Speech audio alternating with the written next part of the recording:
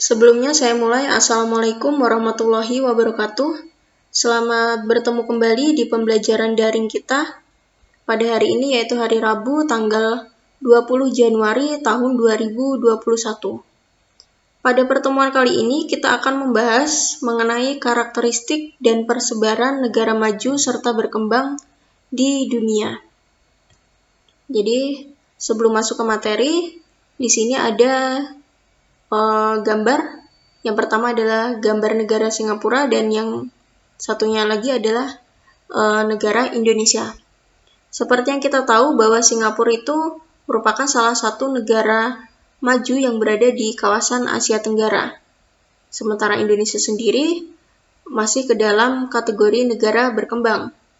Bila kita lihat lebih dalam, sebenarnya Singapura ini memiliki wilayah yang tidak begitu luas bila dibandingkan dengan Indonesia. Kemudian sumber daya alamnya juga relatif lebih sedikit jika dibandingkan dengan Indonesia. Tapi nyatanya negara Singapura ini bisa berkembang menjadi salah satu negara maju yang ada di kawasan Asia Tenggara. Nah, ini tentunya menjadi sebuah tantangan bagi segenap bangsa untuk mengejar ketertinggalan dari negara Singapura, khususnya untuk negara Indonesia. Nah, berdasarkan hal inilah, maka di materi kita kali ini, kita akan lebih membahas mengenai analisis dari negara maju dan negara berkembang, kemudian upaya pengembangan untuk menjadikan Indonesia sebagai negara maju itu harus seperti apa. Nah, dimulai dari yang pertama, yaitu tentang indikator negara maju dan negara berkembang. Jadi indikator apa sih yang bisa digunakan untuk menentukan suatu negara itu termasuk ke dalam negara maju atau negara berkembang?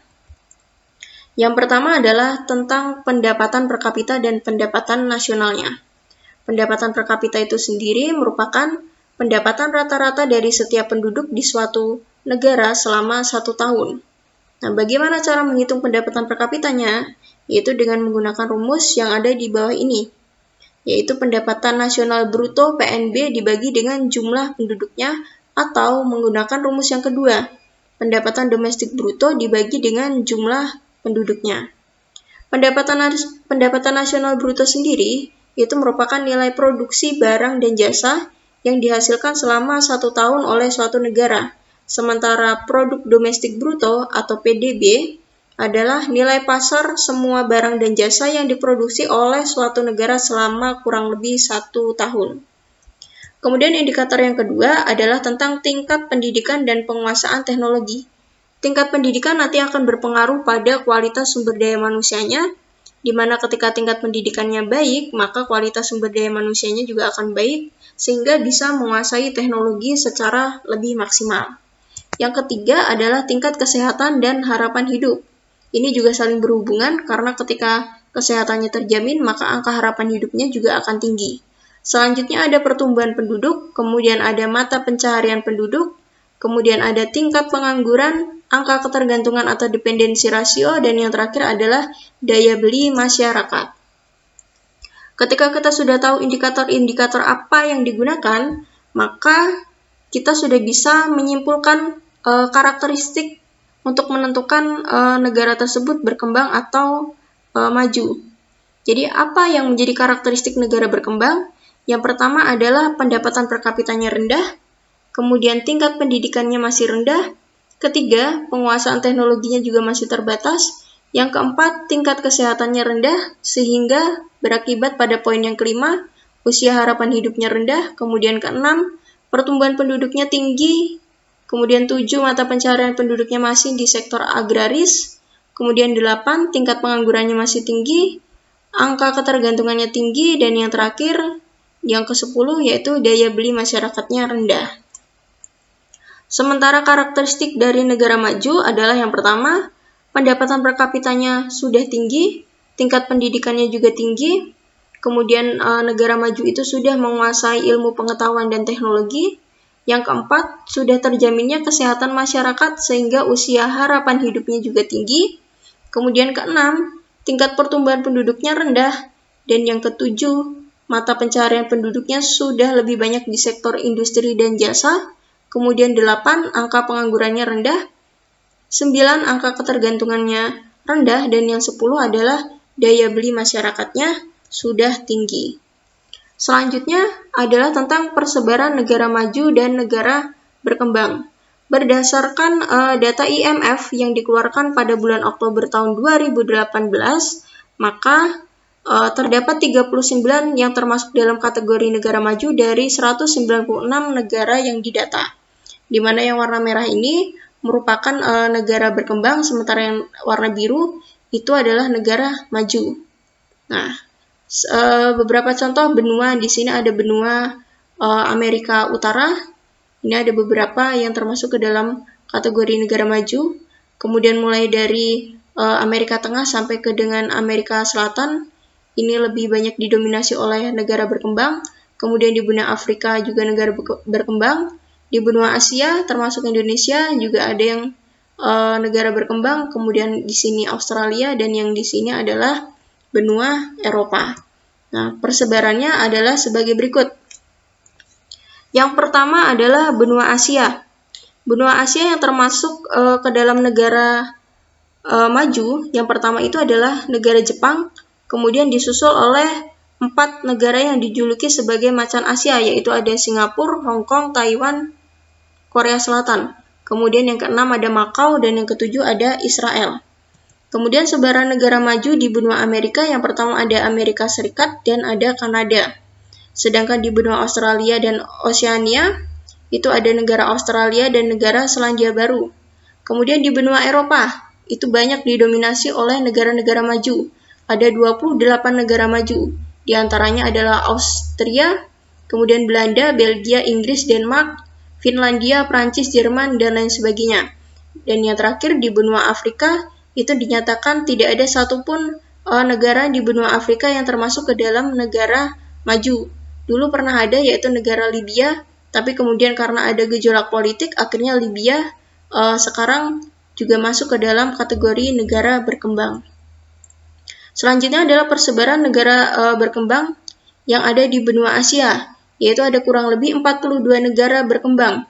Di antaranya ada Indonesia, Cina, India, Saudi Arabia, dan lain-lain. Nah, di sini ada petanya, bisa kalian perhatikan.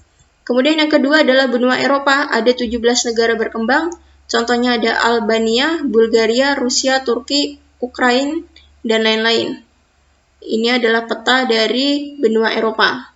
Selanjutnya ada benua Afrika, di mana seluruh negara yang ada di benua Afrika itu termasuk ke dalam negara berkembang seperti yang sudah dijelaskan tadi. Kurang lebih ada 53 negara. Dan ini adalah benua Afrika. Selanjutnya adalah persebaran negara berkembang di benua Amerika. Ada 34 negara berkembang, yaitu dimulai dari Amerika Tengah dan Amerika Selatan. Nah, ini petanya.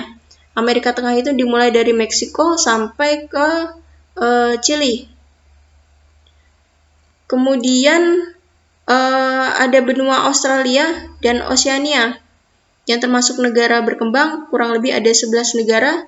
Di antaranya ada Fiji, kemudian ada Palau, Samoa, dan lain-lain. Dan yang terakhir,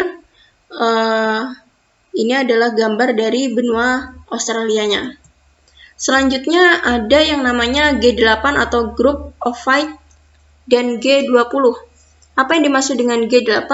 G8 itu adalah koalisi 8 negara termaju di dunia yang memiliki ekonomi dunia sebesar 60%, sedangkan G20 adalah koalisi 8 negara maju dan 12 negara berkembang. Apa saja negara yang termasuk ke dalam G8 itu? Di antaranya adalah Amerika Serikat, Kanada, Jepang, Prancis, Jerman, Britania Raya, Italia, dan Rusia.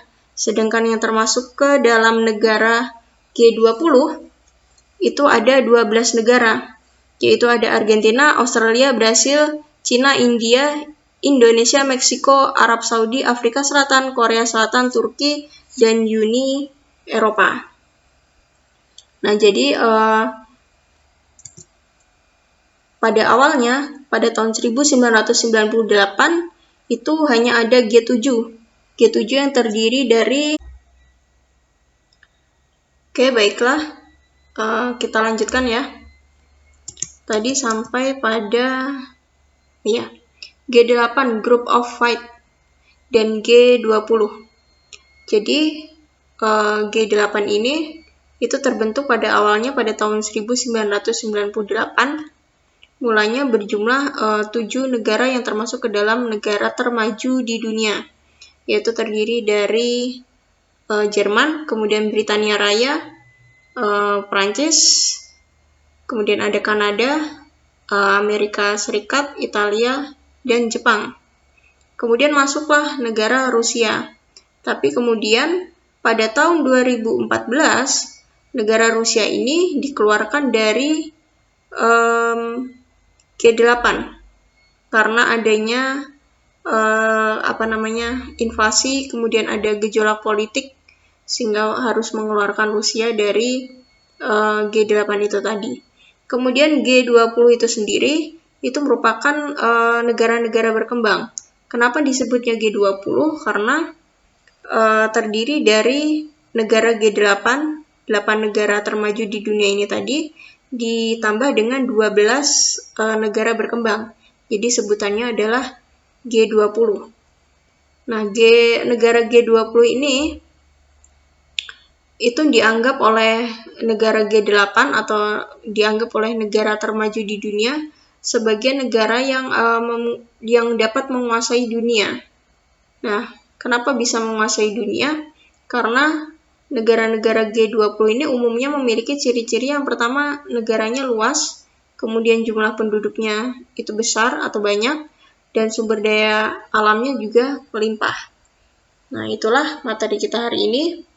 Itu kalian sudah belajar mengenai indikator negara maju dan berkembang, kemudian karakteristik negara maju dan berkembang, dan sampai pada persebaran dari negara maju dan berkembang. Nah, selanjutnya silakan kerjakan soal latihan yang terdapat di Google Formulir.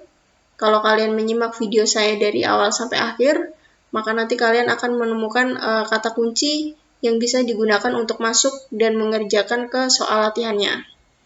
Jadi, tetap semangat dan terima kasih untuk hari ini. Kalau ada pertanyaan silakan bisa tulis di kolom komentar ataupun langsung melalui WA group ataupun WA pribadi.